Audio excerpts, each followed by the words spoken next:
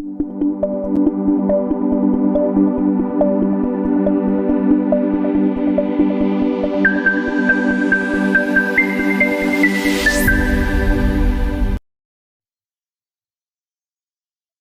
tal? ¿Qué tal? ¿Cómo estás? ¿Qué tal esta semana? Independientemente de en el momento en el que estés viendo este video, espero que te esté yendo muy bien. El día de hoy tenemos el episodio número 6 de Reflexiones con Ángeles Candón. Hoy vamos a tratar un tema que, si bien tuvo mucho revuelo por cuestiones políticas en los meses anteriores, es importante darle una pequeña revisión, analizar un poquito lo que sucede, no solamente los números, no solamente lo que una parte o la otra, la parte contraria, dicen, sino realmente de dónde viene todo esto y hacia dónde va. Vamos a hablar sobre las pymes. Vamos a hablar sobre esta situación que debido a la pandemia ha afectado a las pymes. Son el sector más vulnerable por muchas razones, pero lo que te quiero dejar es una serie de comentarios y de análisis que nos pueden dejar un poco más clara la información, un poquito más clara la situación, sin entrar en emociones, sin entrar en cuestiones emocionales, sin entrar en cuestiones partidistas, de derecha o de izquierda, no importa. Vamos a ver razones, vamos a ver números y vamos a ver situaciones que son hechos que se dan y que por una parte eh, la información que hemos estado recibiendo por ambos lados, políticamente hablando, no es completa. Eh, Buena parte de ella es maquillada, buena parte de ella no la informan completamente porque no conviene a sus intereses políticos. Entonces, lo primero que necesitamos hacer para poder analizar esta situación, y esto te lo comento en base pues a 20 años como consultor de empresas, consultor de pymes. Entonces, lo primero que tenemos que ver en relación a esto, se habla de que con la pandemia hemos perdido 1 millón de pymes. Ahorita vamos a ver toda esa situación, pero vamos a empezar hablando de lo que nos dice o lo que nos había dado de información el INEGI antes de este número que suena fuerte, 1 millón de empresas cerradas en un año. Suena fuerte, pero necesitamos analizar bien la información. Resulta que en el censo económico, en el último censo económico, por ahí salió en 2019 un reporte del INEGI junto con el Banco de México que nos indicaba lo siguiente. Y aquí es donde quiero que empecemos a analizar realmente qué nos están diciendo. 8 de cada 10 pymes no superan el segundo año de operación. Esto fue un análisis que hizo el INEGI con el Banco de México y llegaron a la conclusión de que el 80% de las pymes no sobreviven el segundo año. Entonces, las pymes que se abrieron en 2018, el 80% de ellas cerró en 2020, con o sin pandemia. Muy probablemente la pandemia provocó que otras que quizá no hubieran cerrado tuvieran que cerrar. Sin embargo, también provocó que se abrieran nuevas empresas, nuevos negocios, muchos en la informalidad, pero se abrieron nuevos nichos de mercado muy interesantes. Pero aquí está la estadística. 8 de cada 10 pymes no superan el segundo año. ¿Por qué no superan el segundo año? Principalmente es por cuestiones de planeación. Ponen un negocio en una ubicación que no es la adecuada o tratan de ofrecer un producto que realmente no satisface ninguna necesidad o no tienen el conocimiento, la estrategia o la experiencia para vender sus productos o sus servicios, o no tienen una buena estrategia de precios, quieren entrar ganando como si ya fueran una super empresa, como si ya fueran unos profesionistas conocidos en todo el país, y acaban de salir de estudiar, ¿no? Ese es un problema que tenemos mucho con las universidades. Nos están egresando muchas personas que terminan su carrera y pues están convencidos de que tienen que ganar lo que se han eh, esforzado en la escuela y quieren salir a trabajar y encontrar un puesto de gerente, de director o poner su negocio y empezar a ganar mucho dinero y empezar a cobrar a los clientes de acuerdo al tiempo que le están dedicando porque su tiempo vale dinero. Entonces, esas estrategias para un negocio nuevo, para una pyme, para un profesionista que está empezando, no funcionan. No puedes arrancar, aunque tengas mucha experiencia, si vas a abrir un negocio nuevo, no puedes arrancar pensando, a menos que no seas una pyme, que seas mediano o grande, que tienes la capacidad económica para invertir en todo lo necesario en infraestructura y en mercadotecnia y en personal, en equipos, entonces puedes pensar en estar cobrando lo que cobra la competencia o un poco más o más o menos irse en ese nivel. Pero cuando estás empezando y eres una pyme o eres un profesionista independiente, no puedes empezar a trabajar así. No puedes salir de la universidad y querer que te paguen como a un profesionista con 10 años de experiencia. Por ahí no va el asunto. Es lo mismo que tratar de llegar a una empresa y querer que te paguen, que te den primero un puesto de gerencia y que además te la paguen cuando tienes 6 meses de haber salido de la universidad. Entonces, realmente no importa el giro, no importa el producto o el servicio que esté manejando. Puede ser un vendedor de paletas heladas y si te colocas bien, si realizas una buena promoción del producto e incluso si tienes dentro de tu planeación, puedes abarcar diferentes puntos de venta, vas a empezar a tener clientes y esos clientes te van a empezar a promover. Pero si no haces eso, si pones tu negocio sin ninguna planeación, sin ninguna idea, y mire que muchas veces puedes empezar un negocio y en el camino vas ajustando, vas ajustando, vas ajustando. Pero ese es uno de los principales problemas, no estar eh, cubriendo una necesidad de los clientes, eh, no estar con una buena estrategia de precios, lo mismo no saber vender, no colocarte en una posición adecuada, física o en línea, como la quieras ver. Y otra de las situaciones es, y es muy importante esta parte, porque no superan el segundo año, porque la mayoría, el 80% de las pymes que se abren, no tienen paciencia. Y este es un factor que casi nadie contempla. Para tú ser profesionista independiente o tener un negocio propio, necesitas paciencia. No puedes esperar que antes de 2 años el negocio ya te dé para que tú estés relajado y los empleados se encarguen de él y no tengas nada más que hacer. Entonces, como mucha gente cree que poner un negocio es empezar a ganar dinero y empezar a resolver sus necesidades económicas, en cuanto ven que pasa el primer año y no lo están superando y realmente han tenido caídas y subidas y vuelven a caer y vuelven a subir y luego se mantienen, se desesperan, no tienen la paciencia requerida para eso y cierran. Entonces, por eso el alto porcentaje de pymes que no superan el segundo año. Con la pandemia, obviamente esta estadística no iba a cambiar. Podría haber aumentado y habrá que esperar a los resultados del INEGI al respecto, pero lo más probable es que se haya mantenido en 8 de cada 10, quizá habrá subido a 9 de cada 10, pero habría que contemplar la cantidad de personas que incluso perdieron su trabajo y empezaron un negocio propio, comenzaron a emprender.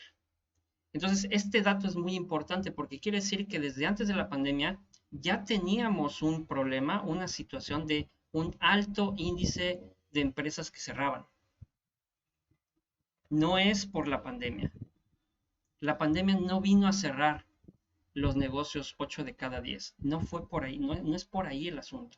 Sí hay empresas que no se pudieron adaptar a estar cerradas y tuvieron que cerrar. Eso es cierto, eso es innegable. Pero ya traíamos un altísimo porcentaje de pymes que venían cerrando. El INEGI nos decía al 2000, 2019, cerrando 2019, que había 4.9 millones de pymes en México. 4.9 millones, de las cuales hablan de que cerró 1 millón por la pandemia en 2020. 3.900.000 pymes quedaban, sin contemplar, vuelvo a repetir, todos aquellos negocios que se abrieron durante la pandemia aprovechando que la gente estaba más tiempo en su casa y podía abrir un negocio vía remota. Podía dar servicios, podía dar consultorías, podía dar clases, podía enseñar a la gente a cocinar, vender en redes sociales cualquier producto, en fin, una serie de cosas que se empezaron a dar con mucho más fuerza de lo que ya venía. Si nos damos cuenta, realmente ese millón de pymes que cerraron en 2020 no es el 80% que nos había dicho el INEGI con el Banco de México, que era el promedio de pymes que cerraban en menos de 2 años.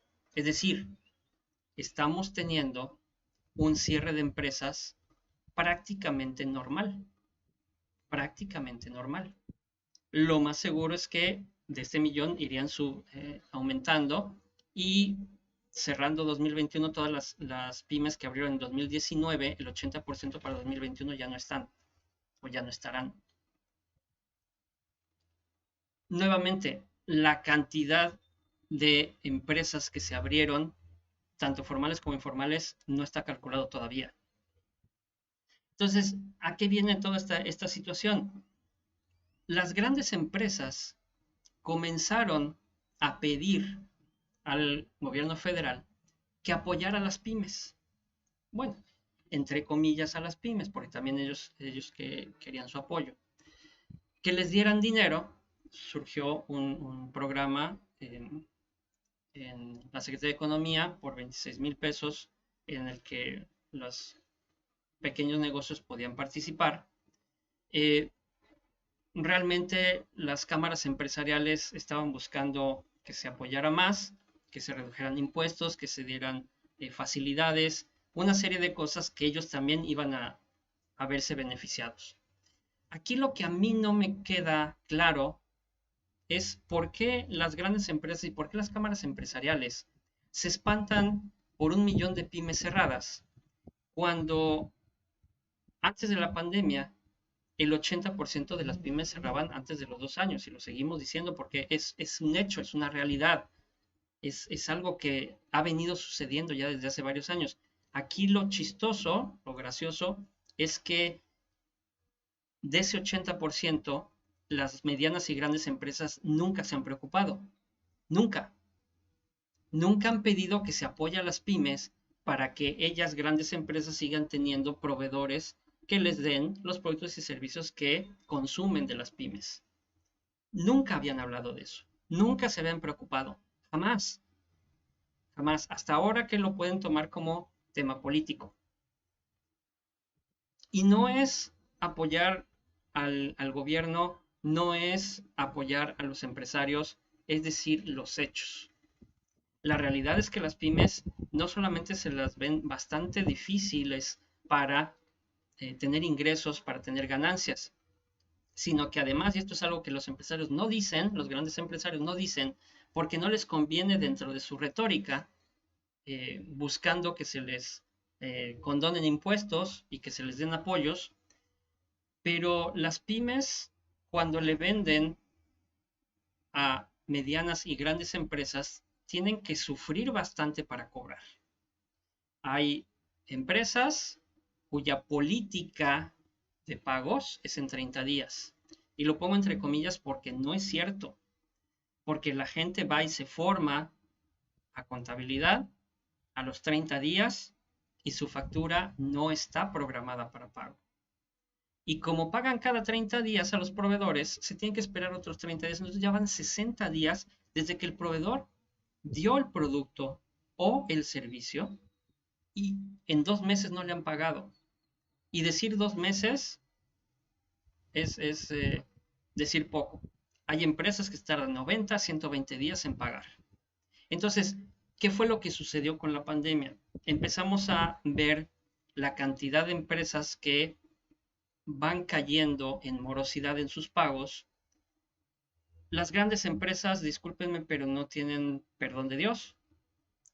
Tenían que haberse solidarizado, así como se solidarizaron y pidieron que se apoyaran las pymes y que se les diera dinero a las pymes para que sobrevivieran, así ellos lo que tenían que haber hecho en primer momento, desde mi punto de vista, es pagarle a sus proveedores.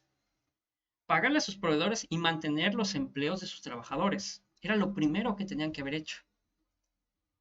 ¿Por qué? Porque la gran cantidad de pymes que fueron cerrando tenían créditos con grandes empresas que no habían sido pagados. Y por cuestión de la pandemia no se los iban a pagar y no se los pagaron.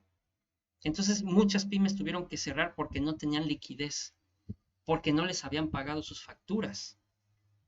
Entonces, de esta forma, estamos hablando de un doble discurso. El gobierno apoya a las pymes porque es tu deber, porque tienes que hacerlo. El gobierno no tiene por qué meterse con la iniciativa privada, no tiene por qué estar otorgando créditos directamente. Puede otorgar facilidades para que los bancos den los créditos y debería regular eso, pero no se trata de que el gobierno mantenga a los empresarios. Y más bien las grandes empresas tenían que haberle pagado a sus proveedores y pagado a sus empleados y haber mantenido a sus empleados. Quizá, digo, tendríamos que analizar cada caso, pero quizá había medianas empresas que sí no podían mantener a su plantilla completa después de unos meses de operación y tuvieron que despedir gente, quizá darles días de descanso sin goce de sueldo, pero las grandes empresas no tenían ese problema. Las grandes empresas sencillamente podían haber pagado el sueldo de todos sus empleados durante el tiempo que lo necesitaran mientras se acomodaban para poder realizar su actividad de otra forma, a través de Internet, a través de venta en línea, a través de ver qué empresas son sobre todo las necesarias que se mantienen abiertas y si estoy en ese giro, pues me mantengo activo.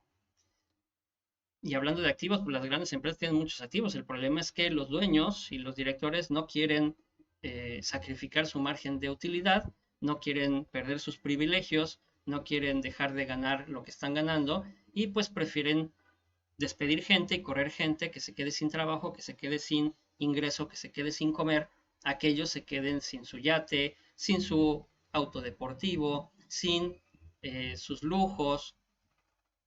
Entonces no estamos siendo coherentes con, con el discurso. En una ocasión, una empresa mediana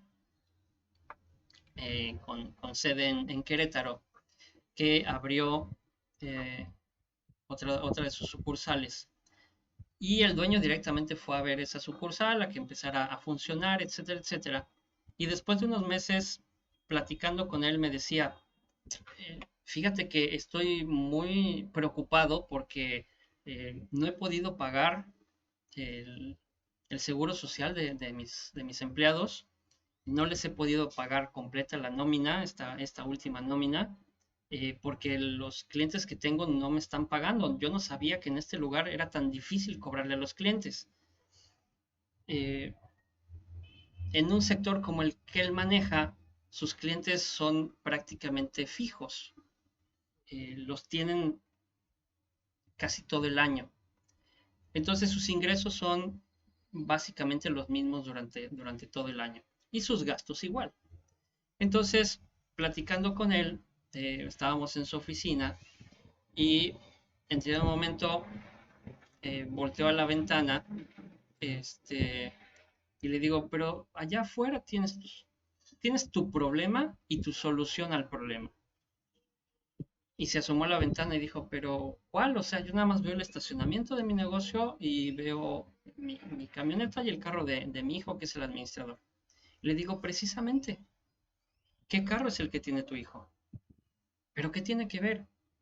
Bueno, pues es que si no te alcanza el dinero para pagar tus obligaciones y por ende empiezas a quedar mal con los empleados, ¿cómo crees que van a tratar a los clientes? Uno. Y dos, si no tienes el dinero suficiente para pagar el seguro social y la nómina, caramba, yo que tú hablo con tu hijo y le digo, vamos a vender tu Porsche último modelo porque necesitamos sacar adelante los pagos. Ya después, si el negocio lo da, te compras otro. Pero el señor no quería. El señor prefería culpar a los clientes en vez de ponerse a pensar qué es lo que estaban haciendo y qué decisión estaban tomando en la empresa. Y esto viene a colación con toda esta situación que se ha dado.